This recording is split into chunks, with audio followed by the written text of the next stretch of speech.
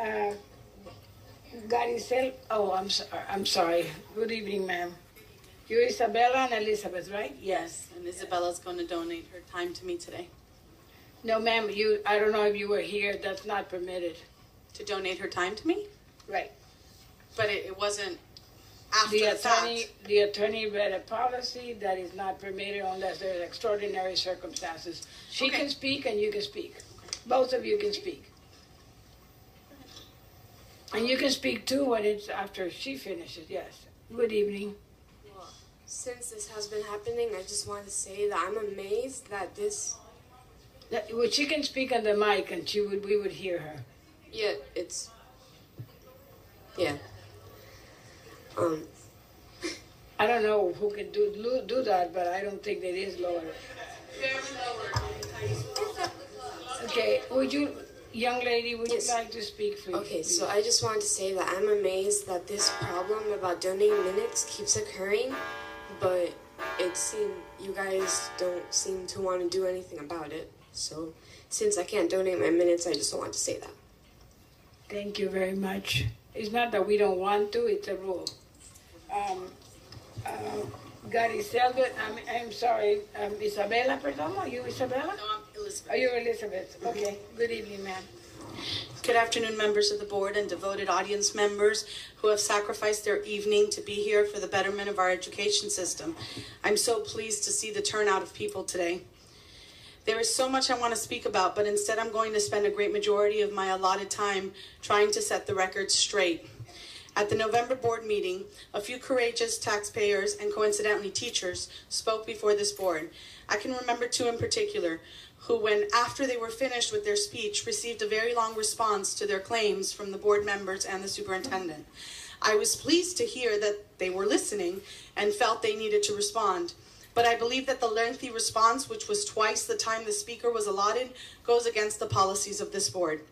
Board members are there to hear the public. If they're going to wait until the speaker finishes and then rebut everything the speaker says, then the public and that speaker should have a chance to respond as well. I'm highly concerned that this was allowed at the last meeting. It was very one-sided and reflects a very corrupt and unfair administration. Let's discuss fairness some more, since this is the character trait that we are exposing our children to for the month of December through the Values Matters initiative.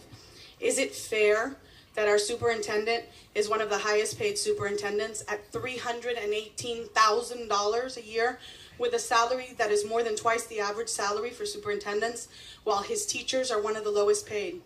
This was also rebutted at the last board meeting. It is true that the starting teacher salary has increased, skewing the average so that it appears that we are not the lowest paid. However, this is a big misconception, because what about the average teacher salary? What about the salary of the veterans teachers with experience? How is it that my salary is only $3,500 more than a beginning teacher when I started my career 21 years ago and have devoted 16 years of my life to this profession? That amounts to a raise of about $200 a year and does not even cover the cost of living. Now the step I was awaiting for so long is gone, just gone. This is not a heartbreaking moment, as was suggested by Mr. Carvalho. It is a disgrace. Ma'am, I ask you not to say names, please. It is a disgrace, a slap in the face to all the hardworking professionals that have worked to make this school district what it is today, with all the merits and accolades it has received. Mr. Superintendent and UTD members, my check stubs don't lie. I am making less today than I would have been making 10 years ago with the same experience. I don't know even one teacher or para who is satisfied with their salary. I wonder, are there any in the audience? My daughter, who wants to usually voice her opinion, did not want to speak today. She said that the board doesn't really listen anyway. She said, what if I speak and then they try to contradict everything I said like they did to that lady? It will make me look stupid, from the mouth of babes. Is it fair that she has to feel that way? I'm going to make a plea to the board today. I'm asking that the board consider a forum where we, the teachers who are on the front lines, have a chance to discuss issues with the board, not just speak at the public meeting, but participate in a discussion with them. Your time is up, ma'am. You can wrap it up. Over our concerns. These teachers, the ones who show up every month, are passionate about our profession. We should not be looked at as troublemakers or complainers. Our drive, our passion is what makes us great teachers. The board should be appreciative of our service, knowledge, and suggestions. Ma'am, your time is up. Our expertise should be welcomed and looked at as expert information.